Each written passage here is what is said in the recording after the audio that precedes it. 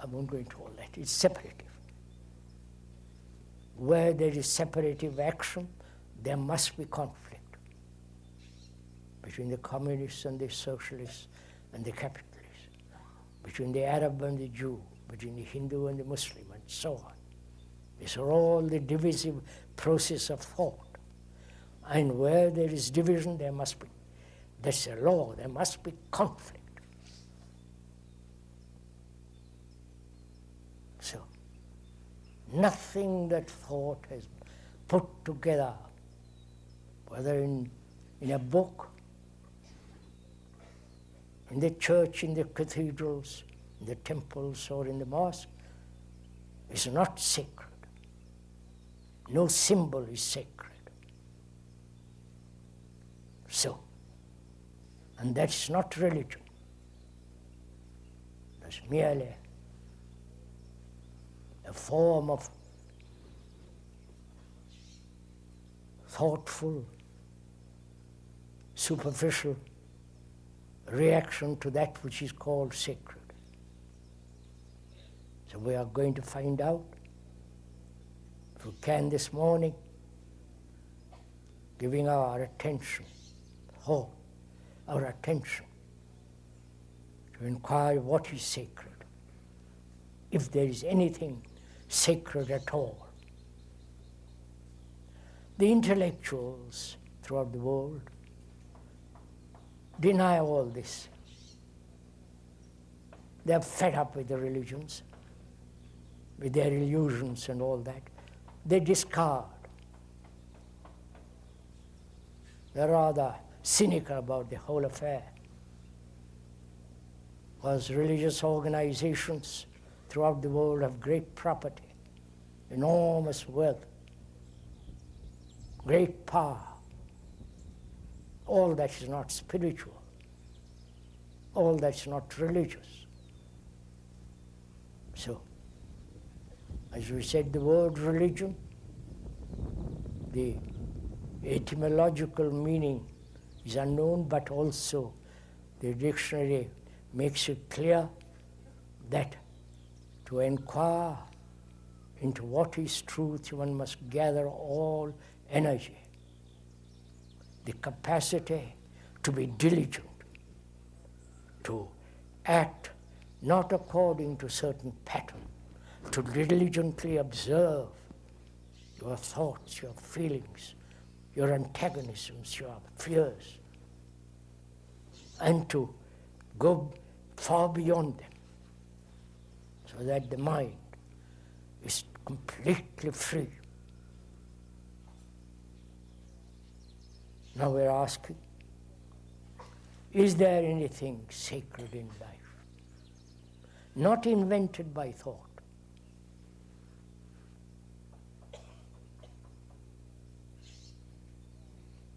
Because man, from time immeasurable, he has always asked this question.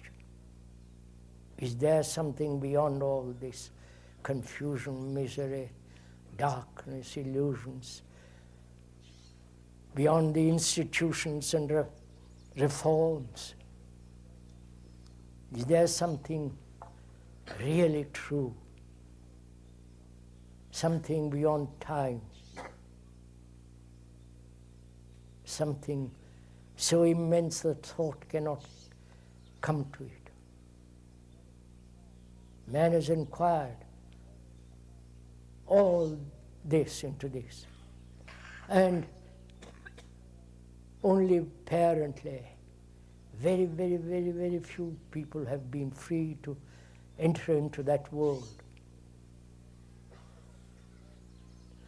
And the priest from ancient of times comes in between the seeker and that which he's hoping to find. He interprets. He becomes the man who knows or thinks he knows, and is sidetracked, diverted, lost. So if we want to inquire into that which is most holy, which is nameless, timeless. One must obviously belong to no group, no religion, have no belief, no faith, because belief and faith, belief is accepting as true something which does not or may not exist.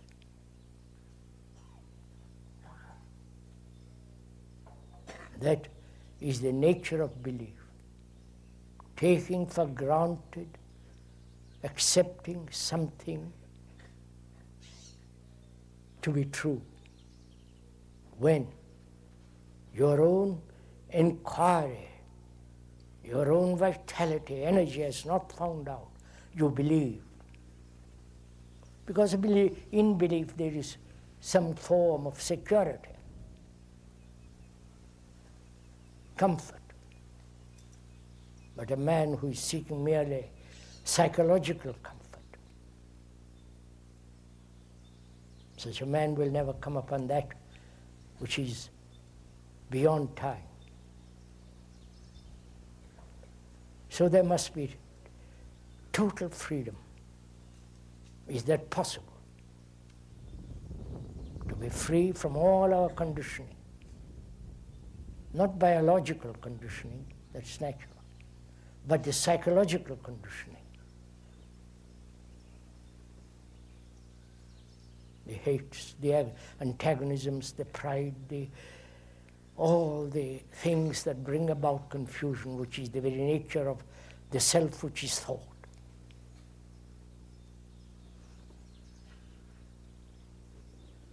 And to find out, there must be attention, not concentration. The word meditation has been introduced into this world, into the Western world, quite recently by some of those people who have accepted certain norms, certain patterns of meditation.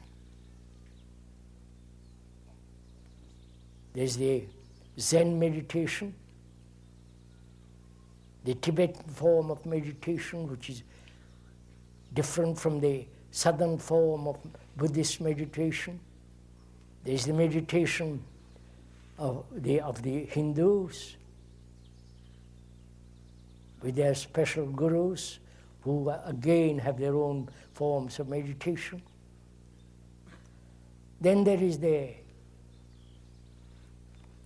Christian form, which is contemplation.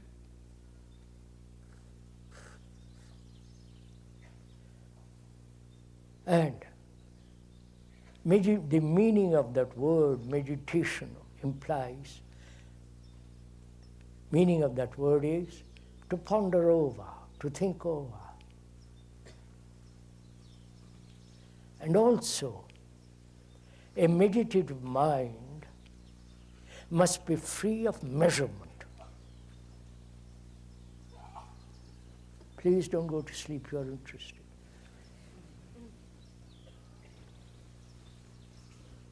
That is, the mind that's in meditation. First of all, we'll go into that a little later, if we have time. So all those people who have brought this word and with their systems, methods, and practices are, again, put together by careful thought. Perhaps one guru or two, or those Asiatic birds, have some kind of experience. Immediately that's translated into some kind of a spiritual status, and they have their meditation. And they come here, and you're gullible enough to swallow all that, paying for it. More you pay, the greater the meditation. So we have to inquire into what is meditation? To meditate.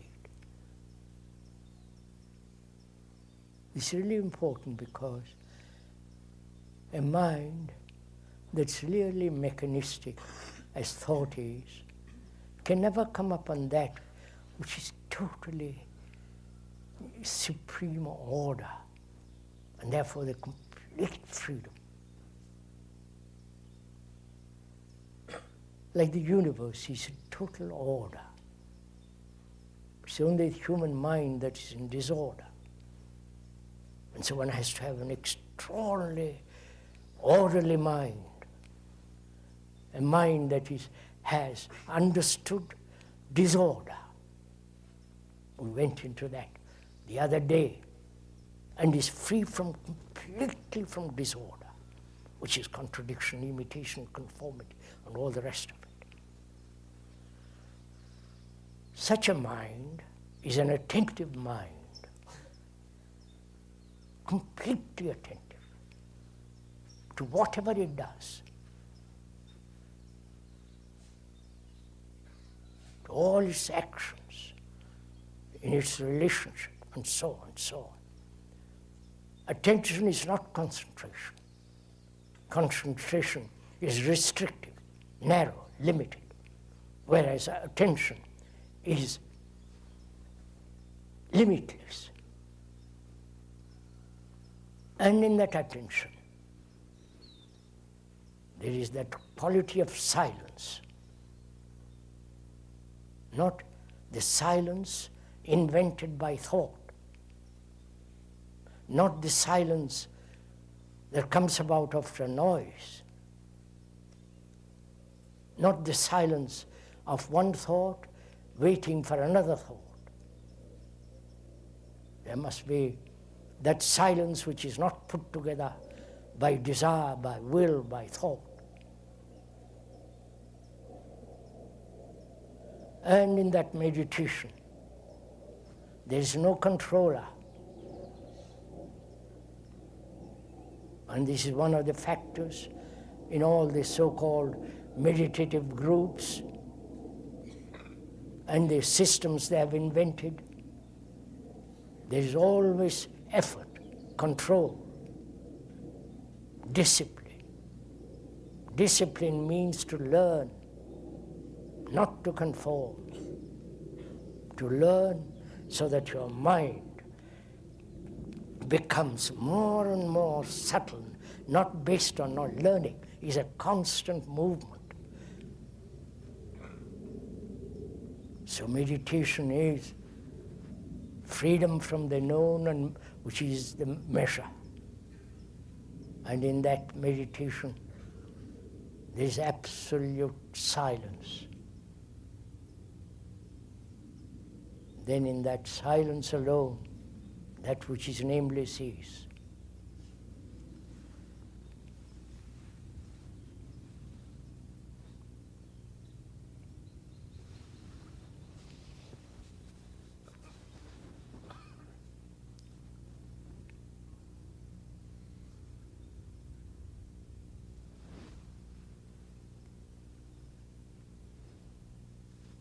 Maybe we get up now.